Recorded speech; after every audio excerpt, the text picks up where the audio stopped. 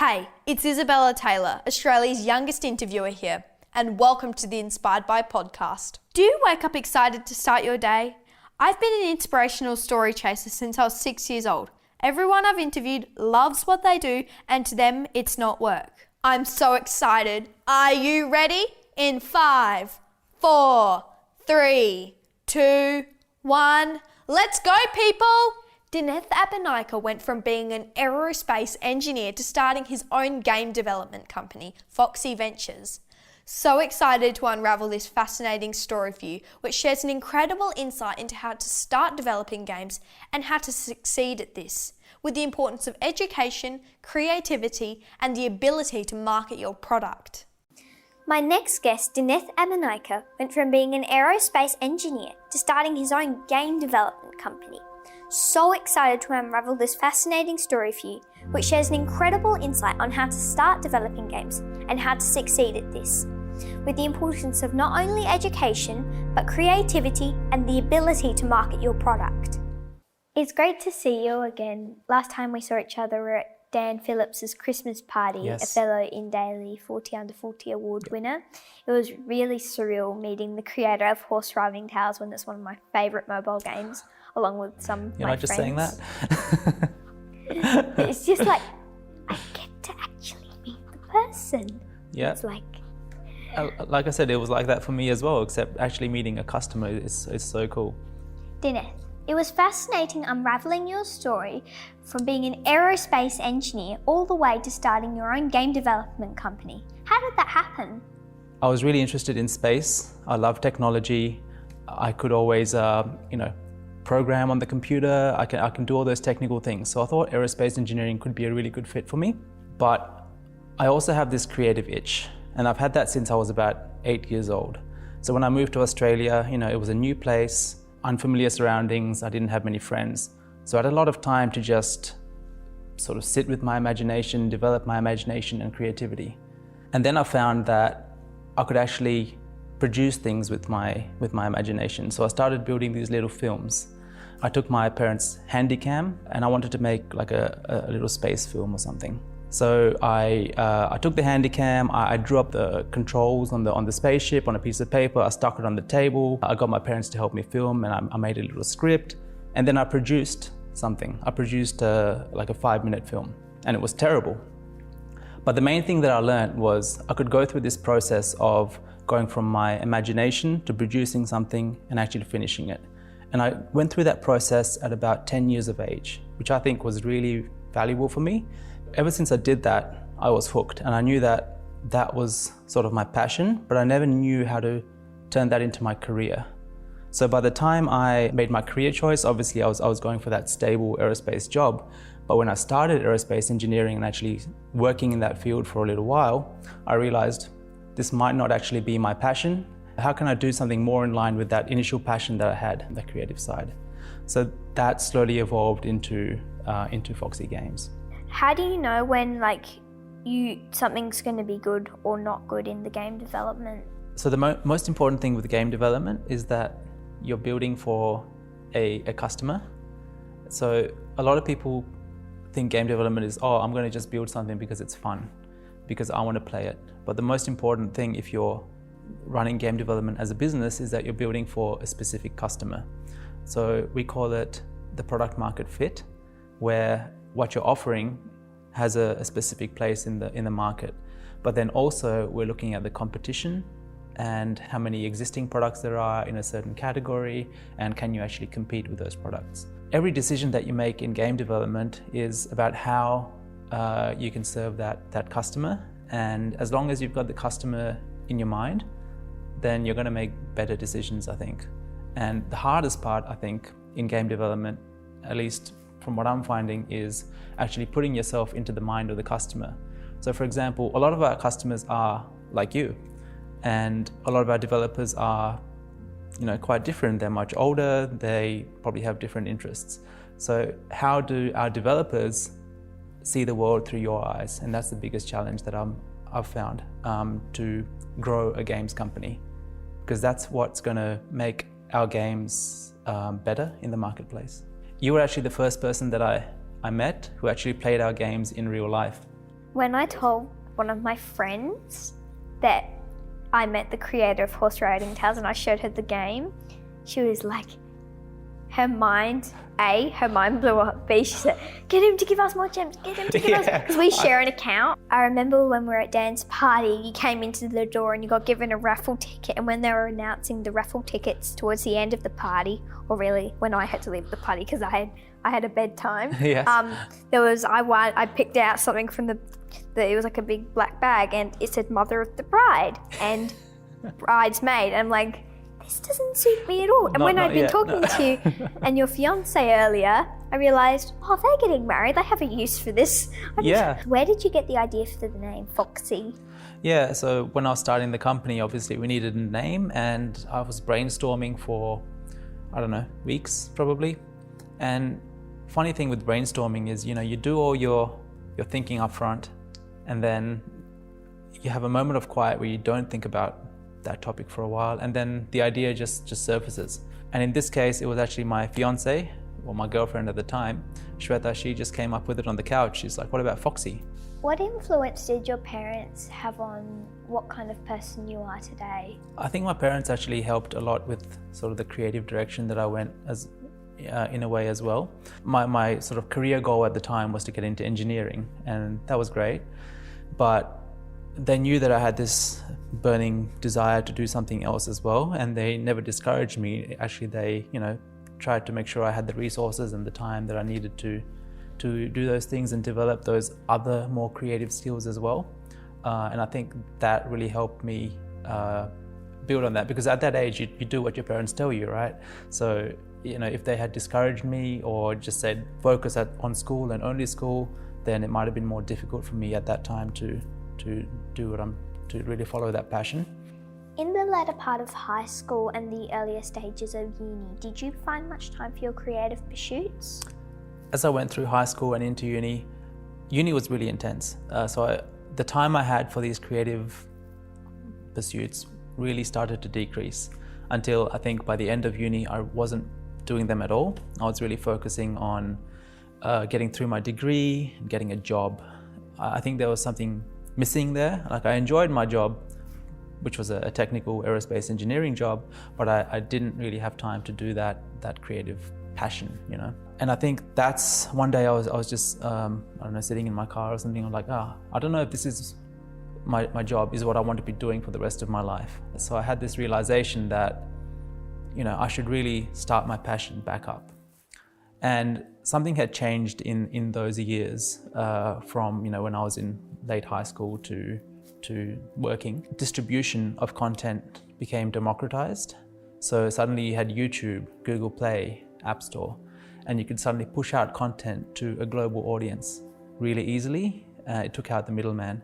So you didn't need connection necessarily to have your products be played by millions of people around the world. So I thought that was a really cool opportunity, because that was never available to me as a child. I went through that process of imagination to building to finishing something, and now I was able to actually distribute it. And because of that is why I started a mobile apps business. When you did your first game, about how many players downloaded your game? So I built my first game while I was still working, and like I said before, everything you do for the first time is going to be terrible, and it was terrible. And I think I spent 3 months on that game. It was a paid game, so I think you paid $3 to buy it or something like that, and the game made maybe $100 for 3 months of work. So that's not the kind of return on investment that we're looking for. But through that process, I learned so much. I kept building more games, and every time I built a new game, I learned something new. And by the time I had built 10 or 15, I was getting a decent amount of players, maybe thousands or tens of thousands of players. And that's when I was getting some financial traction that maybe, this is something that I could do full time. I definitely enjoyed it a lot more, and it certainly pays the bills, so why not just jump into it?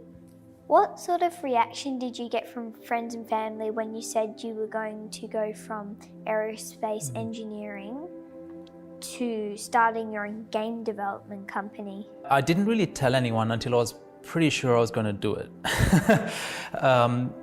I think there was a general feeling of caution, be careful, it's a risk. And I think at that time, I was actually a lot more risk averse than I am now. I've learned to take more calculated risks now. So what I did was I made sure that I had enough of a financial cushion before jumping into it. So by the time I actually made the leap, it didn't really feel like a leap from a job to a business. It was more like a little hop. If you tell too many people, voice your big lofty goals, it can sometimes work against you. You might be more concerned about what other people think than what you really want to do. So I think just having that internal focus with these kind of big decisions sometimes can really help. You've obviously had an exceptional education, Dineth. Do you think that's the only thing you needed to start Foxy Games? In one word, no. I think formal education is important to have as a base for everything, but I think formal education on its own can only get you so far. I think knowing the information that you're lacking and being able to get that on your own and digest that on your own and actually learn that, and learning how to learn is, I think, the most important thing in order to start a company, for example. I don't really think schools prepare people to start businesses.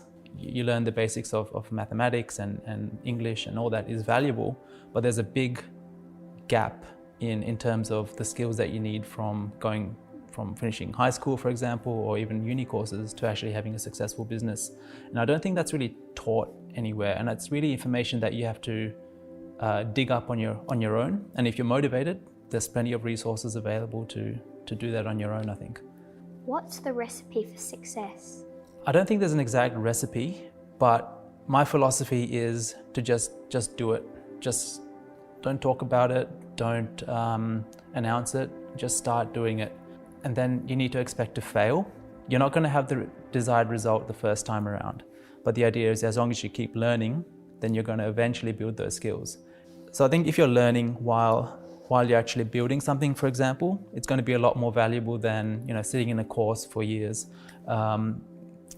You're going to be a lot more focused, and you're going to understand what you actually need to learn and where the gaps in your skills are. So I think just starting something, allowing yourself to be bad at it, is the first step in the recipe for success. I don't know what the rest of the recipe is, but that's definitely the first step. When you were working on uni projects, how was it launching your rocket with your team? That was cool. That was probably the most fun I've had at uni. So our project was to launch a rocket that travels faster than sound, and faster than the speed of sound. I think it ended up going to Mach 2, which is twice the speed of sound. We designed the rocket all year, and then we had, I think, a week or so that we actually went to Woomera and launched the rocket, and it was great. Really cool experience. We spent ages looking for the rocket after it landed. We didn't know where it was. We didn't have exact telemetry, I think. So we just scoured the desert, in like a search pattern or something like in the movies, and just looking for where it had fallen, because we needed to recover it. Because we had, I think, a data module on the rocket, which actually showed us what happened during the flight. And if we didn't recover it, then we probably wouldn't have known if our experiment was successful or not. Are there any exciting new developments coming up at Foxy Games? There are. We are launching 2 new products this year. So we're supporting Horse Riding Tales and Wolf Tales, and we're adding a lot of cool new content to those games. But we have something, I think especially one of our games, our audience is going to be really, really excited about, and I can't announce it just yet, but we're so close to releasing it. I think in the next few months, it'll be posted on our social media, and hopefully we'll get a really good reaction. But I think it's something that people are going to get really, really excited by. So if you can think about how to stack your skills rather than just be really deep in one thing, that's definitely some advice that I'd give to young people, because it helps you. If you're more versatile, then you can be a self-starter more easily. What low points could you recall of the early trial and error phase? There were a lot. I think I mentioned that the first app I built, I put 3 months of effort in and it returned $150. So I wouldn't call that a success. And the next, I think 3 apps that I built also had really, really low returns, and they didn't get a lot of players. So I think there was a point in that early stage where I was thinking to myself, all right, I see all these really good apps on the store. People are obviously a lot better at this than I am. I was thinking, should I keep going with this, or should I maybe just stick to my job, my 9 to 5? It pays the bills. It's a really good career path. It's interesting work. What should I do? Because I knew that if I was building these apps on the side, right? I was doing it after hours, after I'd come back from work. I was probably already tired. And, there comes a point where you're thinking, well, if I keep going down this path, then I think about all the other things that I'm missing out on, potentially, right? Now, I might have less time with friends, less time for gym or sport and all that kind of thing. And I think the reason I decided to keep going was I had that underlying motivation to really succeed in this space, to build a successful app or many successful apps. So I think that's really what kept me going, because without that, there's just too many reasons to stop. So if you have that strong motivation from inside, then that's what's going to really push you over the line to keep building, to keep trying. Who have been your greatest mentors or supporters along the way? Definitely my partner, Shweta. She's been there from the start of my sort of business journey. And she's always been there to bounce ideas off and just to have another voice in the room. When you're struggling with a decision because you're overanalyzing in your head, it's good to have, I think it's important to have someone to really bounce ideas off. Obviously been supported by my family as well. Those were the big ones. And then I think everyone along, like my friends and everyone has been encouraging. One of my entrepreneur friends, he runs an advertising agency, and I actually play cricket with him as well. On the pitch and off the pitch, we talk about our businesses and what's working for us and what isn't, and sort of share ideas and learn from each other. When I was just starting out as an entrepreneur, I had a small team of 3, and I was doing everything with the team. I was managing the day-to-day operation of the team and what everyone was working on. Then as you grow, you realize you don't really have the time to work with everyone so directly and control everything. So I think just being able to give up some of that control and trust your team more and more, I think that's helped me grow. But that's been a bit of a process, and that's taken me a long time to really be able to do that. And that's why we can work as a team of about 30 people now. Do you think you get tougher with time? I think so. I think I've noticed that things don't phase and fluster me as much as when things go wrong. At the start of my journey, every roadblock, well, I took it almost personally. Whereas now, I sort of just roll with the punches a bit more.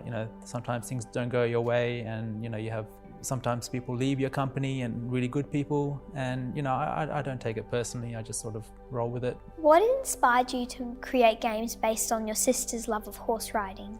When you're building a game, you want to get inside the head of your customer. That's the way you're going to build the best game. You're making sure that you're not just building a game for yourself and what your interests are, that you're actually targeting a specific customer.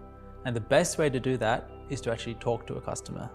And at that point, we weren't interviewing specific customers. I just was talking to my sister, right? Yeah. I was like, well, I could see that she loves horse riding. I could see all her friends playing these games. And, I could see some of those games weren't that great. So I was like, well, I could probably build something better, but let me talk to her. Let me see what she actually wants. And based on what she wants, I know there would be a million or tens of millions of other people who probably want the same thing. So it's about getting inside the head of your customer. And I was... Which is very easy when it's your sister. When it's your sister, yeah, that really helped me start. What would you say to your teenage self with what you know now? I think the biggest thing would be to be ready to take a few more risks, and earlier as well. Back when I was a teenager, I was very, very risk averse. I was very, going down that stable career path, making sure I had a job for life and all that kind of thing. I never really thought about the whole avenue of starting a business and growing that. So I think I was a little bit afraid of risk, and I think that it's good to, know what could go wrong and be aware of those things. But I think it's important to take calculated risks, and just having the confidence to do that, I think would have helped me when I was even younger. Cheers, Isabella, to living the best life. Yes. Thank you, Dineth, for sharing your inspirational journey with us thus far. I hope this episode sets your passions on fire. Love to see you in the next episode. Head to inspiredby.com.au. Thank you so much for listening.